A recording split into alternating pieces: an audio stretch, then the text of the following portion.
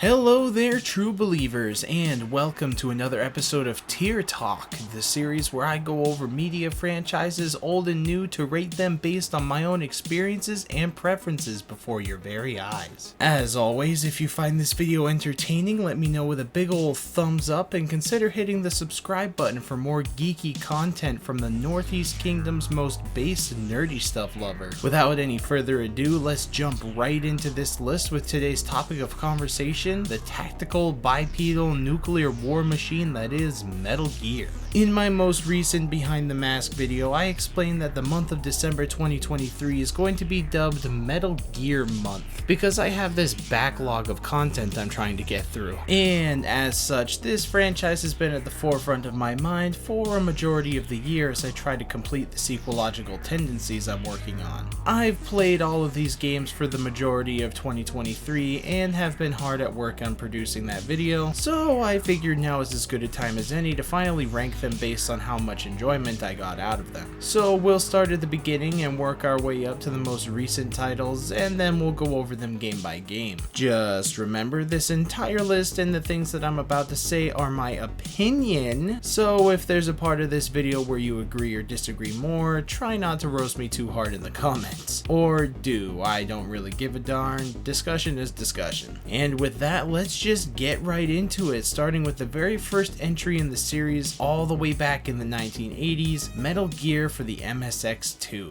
Okay, so the original Metal Gear is difficult to talk about. The game is revolutionary.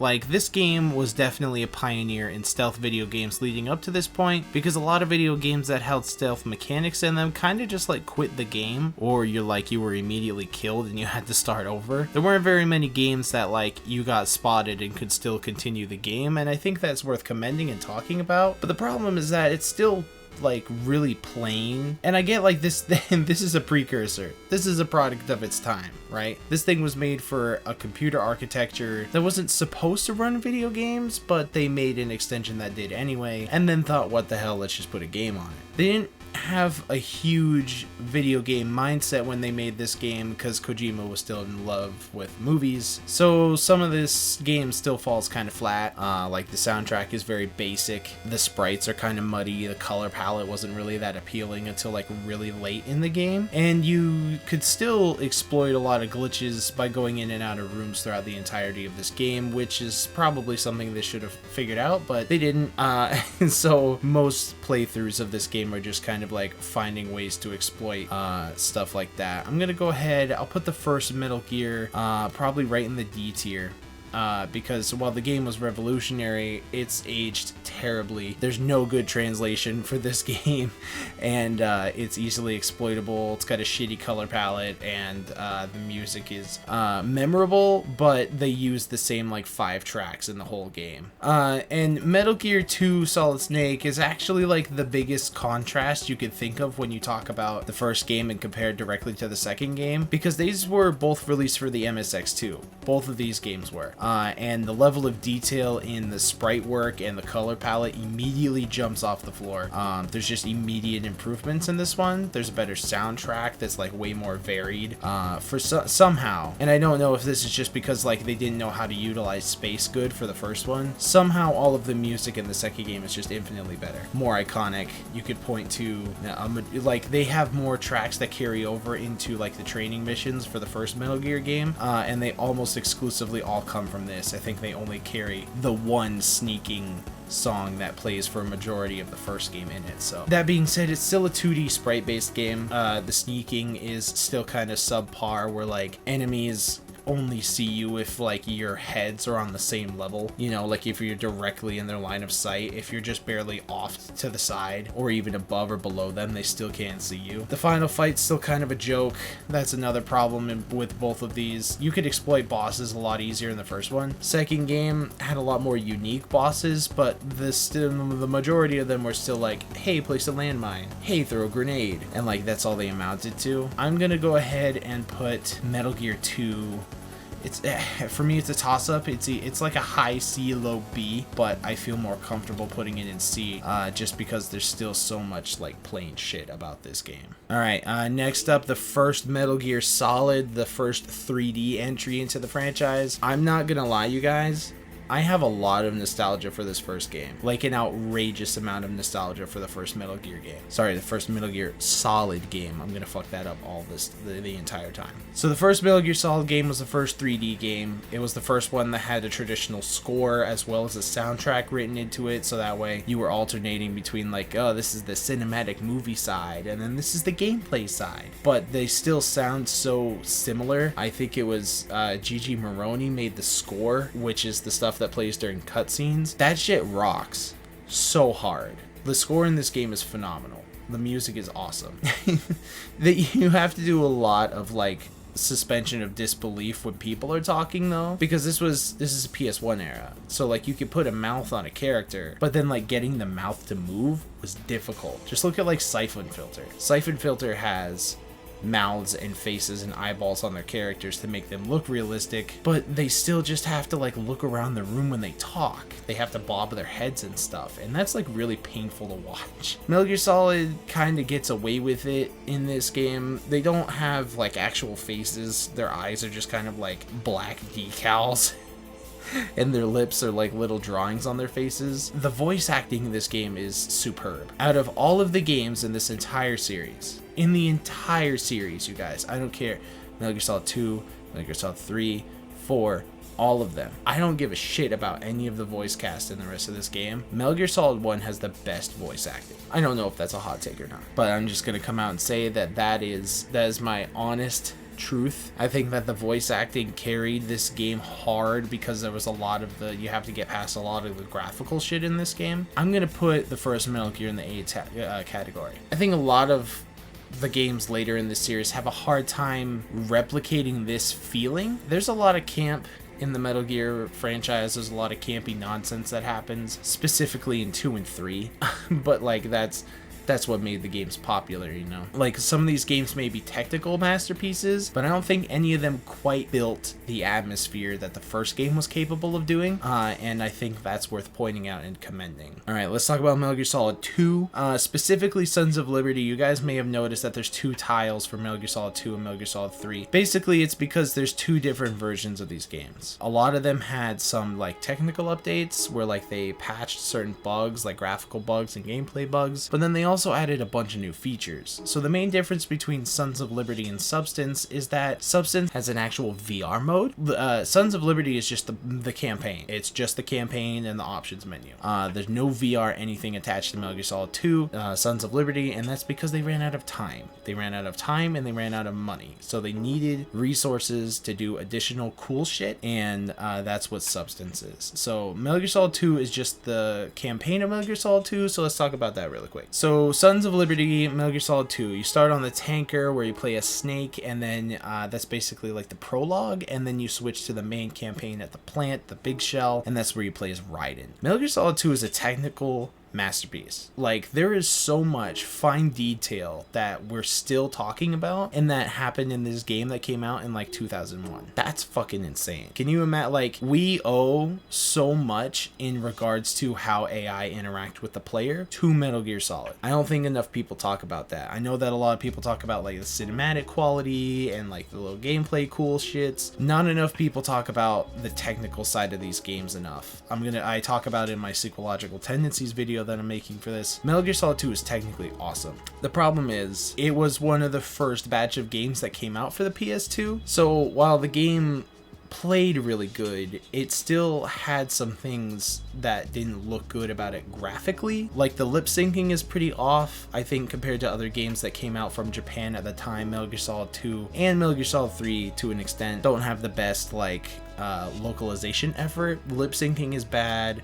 They basically just like they hinged the lower jaw when they were talking. So there's a lot of scenes where like characters will be talking and their head is moving, but like the bottom of their jaw is moving, and that's the only thing. And it doesn't match up with the English script. The English script is kind of fucked. So just judging from the campaign, the cleverness of making you think that playing as Snake was what you're gonna do, and then they pull the rug out and they make you play as Raiden. A lot of people hated that shit, myself included. When I first played this game in 2001, I hated that shit, but it's kind of genius in retrospect. Like, there's a lot of message and storytelling in Metal Gear Solid 2 that I think people are more okay with now, and having played this very recently, adult me can definitely say, fuck yeah, I like that a lot. I'm gonna throw it in the C tier because again, it's just the campaign. If it had all of the stuff that comes in Substance, this would easily be a B tier game. Just to clarify between the two, Substance has Snake Tales, which are basically just like what if scenarios that use the settings and the background and stuff throughout the campaign, and it has all the VR missions. I think I said that there was like 200 plus VR missions that you can do where you play as different conditions of different characters. Like, you could play as the Metal Gear Solid 2 Snake, you play as Metal Gear Solid 1 Snake, you play as Pliskin, you could play as Snake in a tuxedo, as Raiden, you could play as him, you could play as Raiden in the ninja costume where he only has the sword, and then you could play as Streaking Raiden, which is basically like time attack, play through 10 levels, don't get seen. So it has all this additional content. I'm pretty sure there's a skateboard mode. There's a Tony Hawk Pro Skater sim in Metal Gear Solid 2 Substance. Not enough people talk about that. But yeah, with all of the additional shit on top of the campaign, which is also really good, I would say Metal Gear Solid 2 Substance deserves the B tier. The following is about like a similar situation that's going to happen in Metal Gear Solid 3. So let's talk about Metal Gear Solid 3. There's Snake Eater and Subsistence. Really funny play on words. I don't know if they did that on purpose to make it sound like Substance, but Substance and Subsistence. That's funny. Anyway, Metal Gear Solid 3 is everybody's like quintessential game. Everybody always says the Metal Gear Solid 3 is probably the mechanical and narrative peak of Metal Gear Solid, and I'm inclined to agree with them. I think there's definitely some things I would change about the campaign and the way that they told the story. There's a few plot holes you could poke when talking about the boss and her coming into her own as the leader of the Cobras and the philosophers. The whole like secret society thing, there's some suspicious like okay, I guess if you talk about it in the way that Volgin talks about it, you can make it float. But the fact that especially in like the chaos of the Second World War, a lot of that philosopher shit just kind of gets lost on me. Like people should have known that was happening, and I think that it wasn't talked about enough. I've held this opinion for a little while, but me and my brother think that if they were ever to reboot Metal Gear, like just straight up from the ground, say, hey, we're gonna tell a new timeline story, and start over completely from scratch, the first game that takes place needs to be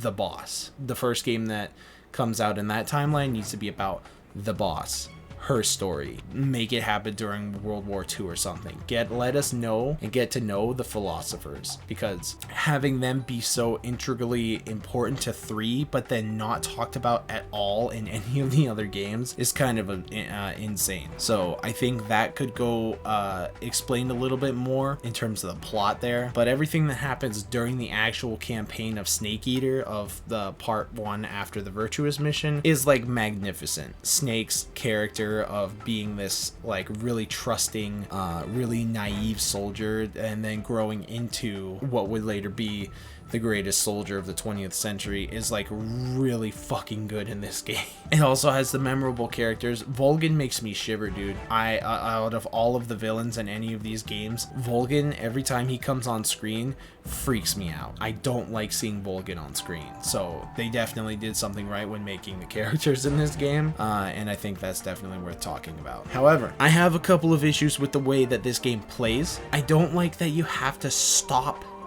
everything in order to change your camo. Like, the game just keeps moving, and then it pulls a Fallout where like everything has to stop around you when you pause the game and switch your camo, switch your face paint, and then you just go back into a situation where you're trying to escape from somebody, or you're infiltrating a building or something like that, and then immediately after you cross that one threshold that you needed that camo for, you have to pause the game again, switch all of your shit, and then keep going normally. I don't like that. I hate that shit. They fixed it very quickly in 4. All of the problems that I just said are immediately solved in 4, and there's no way that they could have technically done anything like that on the PS2. There's just no way. Like, you roll the dice. You either love it or you hate it.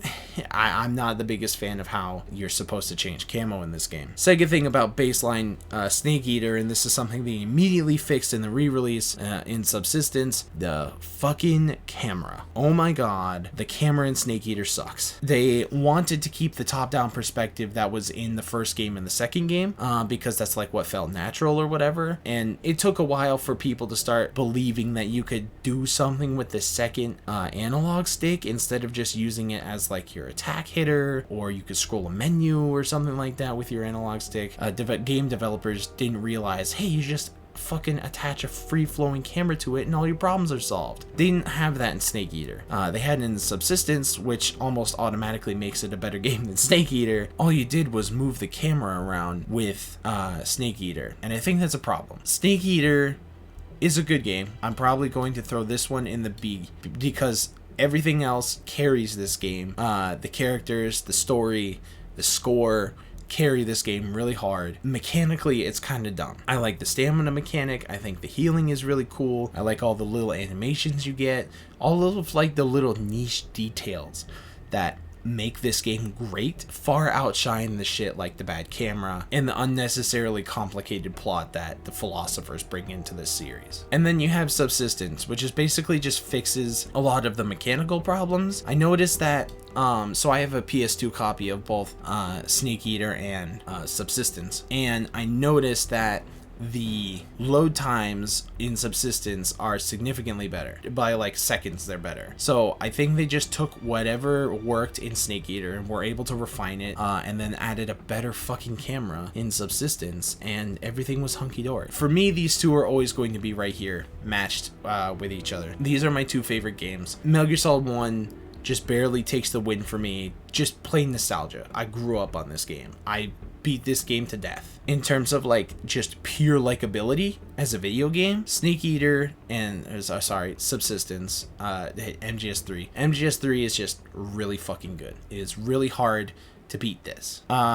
Metal Gear Solid 4 is complicated for me. As a kid, when I was growing up, my mom brought us to a GameStop in a city that like takes a while to drive to, and she was like, I can't remember what year it was. It was like 2009, and my mom was like, hey, do you guys want to get a PS3 today? And we were like, holy shit, we're gonna get a PS3, because we had been talking about it, and it was like the next logical jump from our slim PS2. And we were like, yeah, let's get a PS3.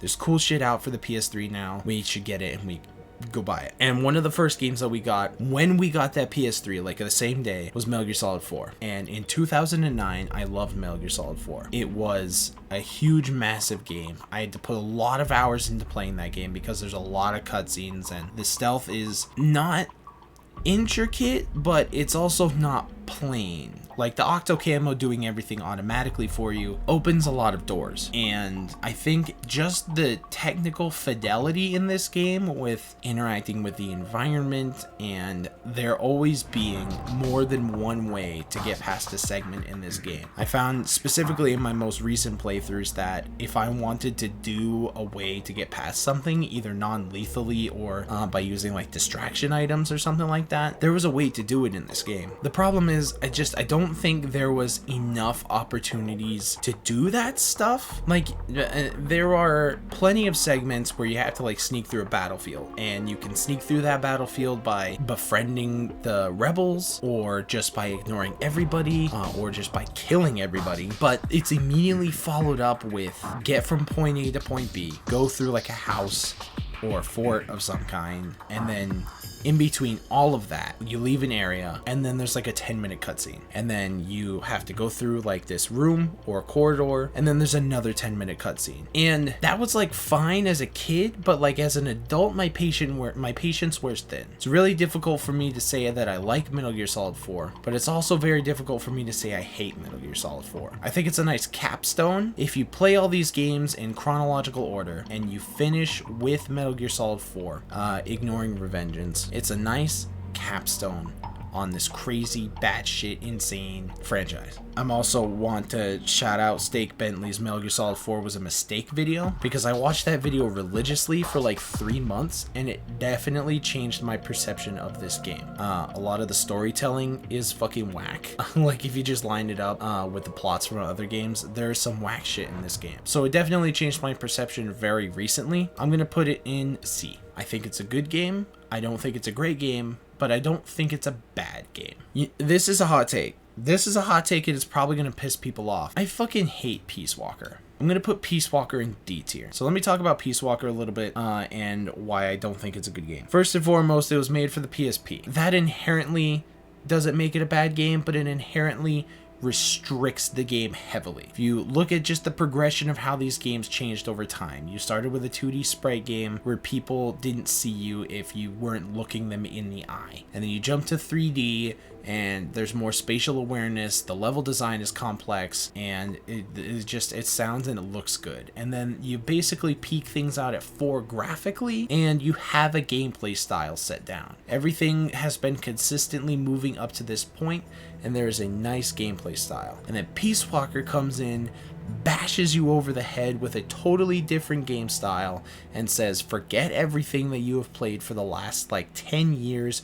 Peace Walker has to be played differently. Peace Walker has a mission structure. Peace Walker throws away the whole camo thing. You basically could play this entire game naked and it doesn't matter. Like, it literally does not matter. There's not a level in this game where you can't throw on a naked camo and succeed. It harkens a lot back to how the first 2 Metal Gear games played, where it was more based on just staying out of the enemy's line of sight instead of just trying to sneak past them while you use camouflage. I think the mission structure hurts this game's pacing. I think it hurts the suspense and the storytelling, and the fact that the game has very few 3D animated cutscenes also kind of bugs me a bit. Like, I realize it's made for the PSP, so like they need to use those 2D cutscenes comic book style, so that way they can convey like thought and emotion and stuff like that, but still have like something appealing to look at. But I just don't like that art style. I think it's best used for like the promotional stuff like this here, but an entire game made out of it kind of bugs the shit out of me.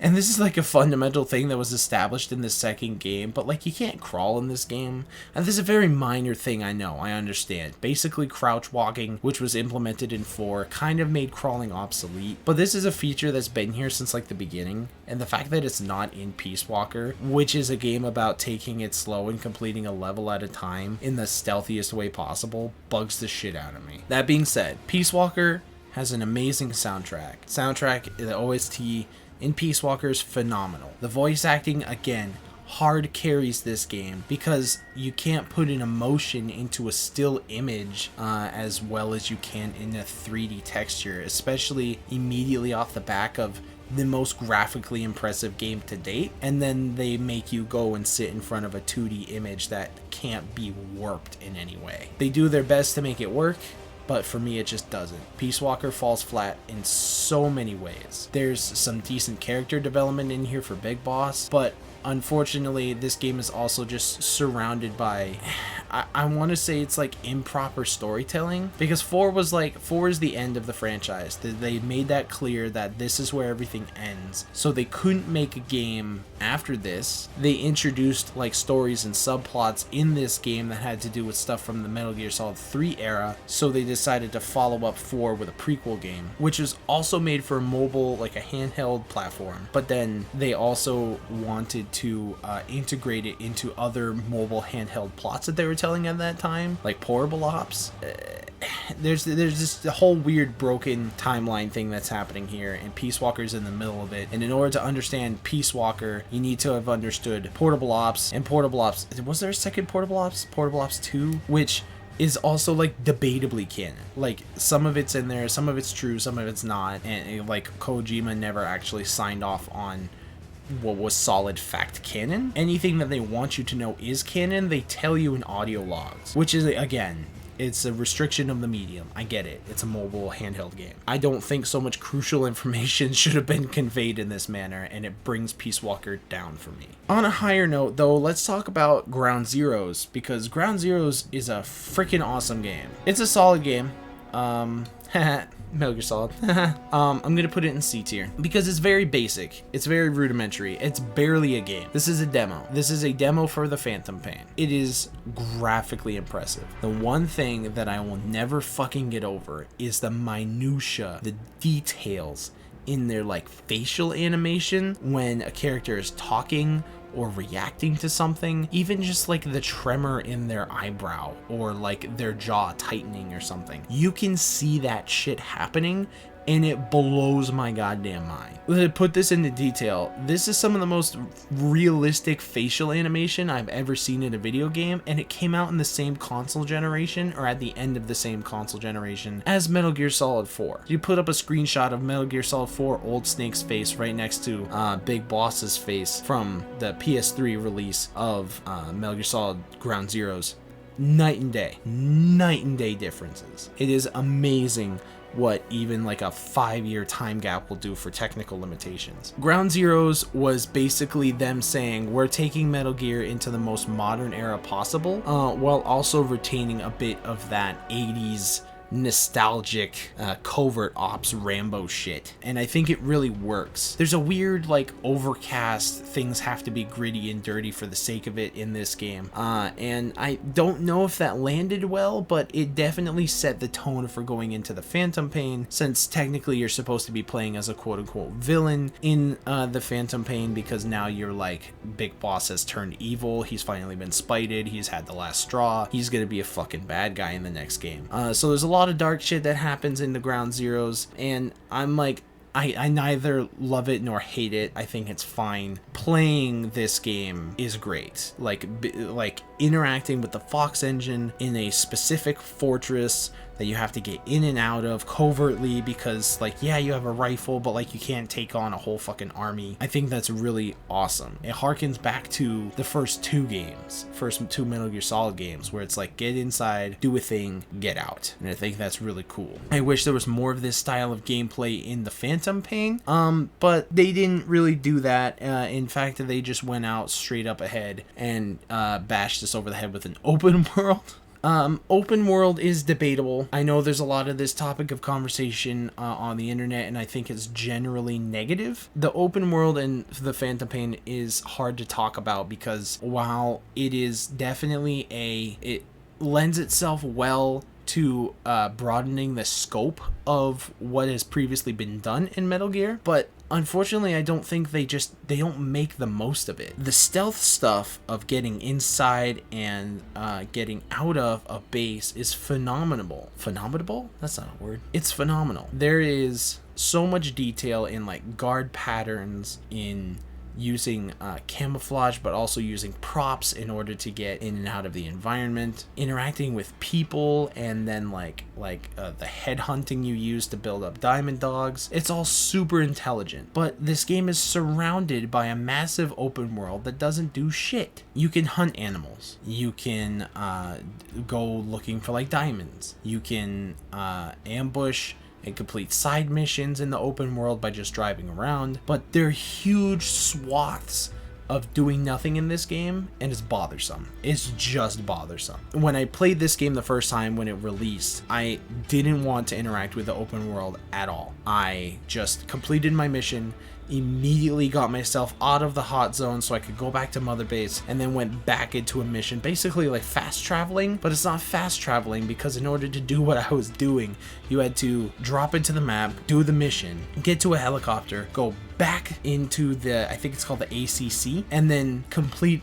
choose another mission, go into the field, complete your mission, go back to the ACC, and then sometimes just going to Mother Base in the middle of all of it too, because you don't want your morale to drop, you need to shower and all that other shit. But when I played this game recently, I spent more time on the map. And because I heard that people just didn't like the open world, and I was like, well, that doesn't really matter a whole lot because you're going back a lot, right? And I realized I was just playing the game differently than everybody, and so I wanted to see what all the hubbub was about. So I spent more time in the open world and found out it was fucking dog shit. It was not a good move to make this game open world. At the very least, have 2 open worlds. Why would they do that? Why would they have 2 open maps? I think having the one would have been fine, and then just taking more care in filling it with stuff that would have been interesting to do. If you had like more outposts, or even like a civilian town or something like that, or more than one big fortress. Like for some reason there's only one big fortress in Afghanistan, and then there's like 2 in opposite sides of the map in Africa, and that's just so wild to me. Like you have the airport in Africa, and then like the diamond mine, but the mansion or the Devil's House or whatever. Why wasn't all of that stuff? And then you go to the Afghanistan map, and then you have like the gigantic OKB-0, and then you have like that bridge base, and then you have the gigantic like hole in the wall or wherever where the first honeybee mission is. What if you just put all of that on the same map, and then like put like a couple of civilian villages together, and that immediately would have just solved that problem. That being said, that's like way too many negative things.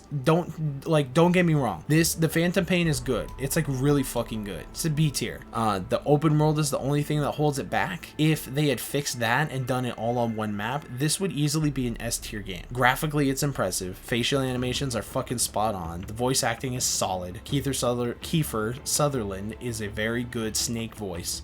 It's just the open world sucks. If they had fixed that, if that was like a bigger focus, if they didn't divide up my attention, it would have been a better game. All right, we're gonna talk about these 2 spin-offs really quickly, and then this video will be done. Alright, Metal Gear Rising. Revengeance is funny. Nobody liked this game when it came out. Nobody did. I think this game maybe had like a 60 or something like that on Metacritic, because it wasn't traditional Metal Gear. It was hack and slash. It went through development hell. It had to be given to a different studio to be completed. It started on the Fox engine, and then it transferred over to Unreal 4, I think. So it had a trouble development, and then the game came out, and it kind of just shit on the whole idea of Metal Gear Solid, right? Like, it was like relentlessly aggressive. You had to challenge your opponents regularly. There's almost no stealth aspect to this game. Like, yeah, you could sneak past certain groups of enemies, you could avoid certain groups of other enemies, but at the end of the day, you're always walking into a room to get ambushed by a giant mech, or like a group of dudes that had swords and lasers coming out of them, and you were fucking cutting them in half, and you were ripping their spines out and shit. And that's so aggressive. Like, that's not the Metal Gear way at all. And it's just funny to me that like that mindset was what carried this game until like the mid 2010s.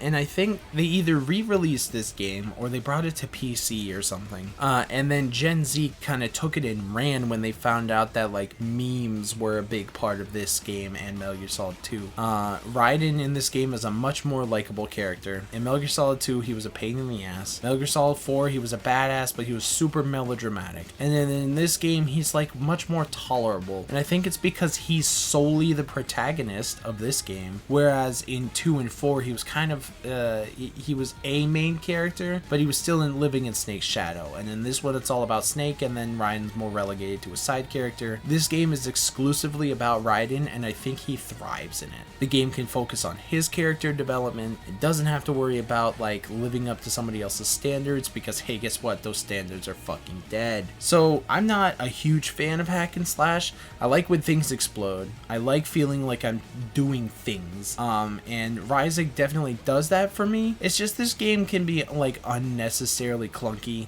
The UI for interacting with your items and weapons and stuff is kind of strange. It doesn't suit itself well to the hack and slash because you have to like stop everything just to change your weapon. Similar issue with Metal Gear Solid 3 and changing your camo and shit, where it's changing your weapons in this one. And then like there's no dedicated block button. You have to parry shit. You have to like go into the enemy's attacks in order to stop them. And I think that's just very strange. That's a very strange way to do it. So overall, this game could be better, but it also could be dramatically worse. I just don't like that it's not a stealth game, and I also don't like that like brains in jars. Brains in jars. That was this game's big thing. It's brains in jars. I don't know. It's just another regular game. It's just C tier. It's just a fine Metal Gear game that slashes shit, and it's got a really bitchin' soundtrack. Alright, and this is nobody's not gonna see that coming. Metal Gear Solid Survive is a piece of shit. It is a stinky pile of dog shit. I don't know a single person that actually likes Metal Gear Solid Survive or just Metal Gear Survive. I think everybody just tolerates Metal Gear Survive. It exists, most people hate it, and the people that play it are either bored or insane.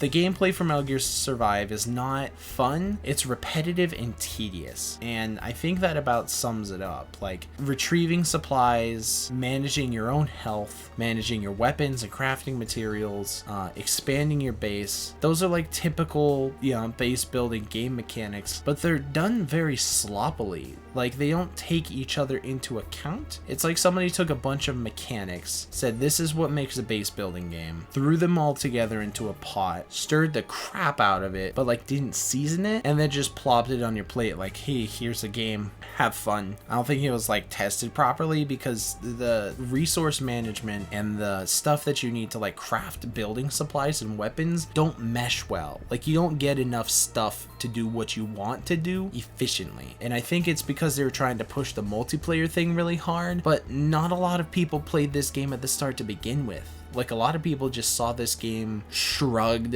and called it a cash grab because it has the Metal Gear name strapped to it. And there was a lot of bad blood after Metal Gear Solid 5 came out and Kojima was booted from Konami, so that also didn't help the public perception of this game. And they did it to themselves, and like, I'm not gonna lie, they did it to themselves. They screwed the pooch on this one. I just wish that they didn't make this game, but if they were going to do it, they could have done it a lot better. I don't care for base building kinds of games. Like, I play like Sanctum and Sanctum 2, and that's it. And those aren't even like base building. That's like tower defense. So this game wasn't really my cup of tea. I think I played it for maybe like 3 hours just to like make sure that A, I got footage, B, that I could actually give it a whirl, and C, to see like if the hype was actually bad or not. So this is an F game. I'm never going to play it. I'm never going to touch this game. Like, they could HD remaster this game and balance all of the issues that I was talking about, and I'm not going to touch it again. Whereas I would probably play all of these games more than one time,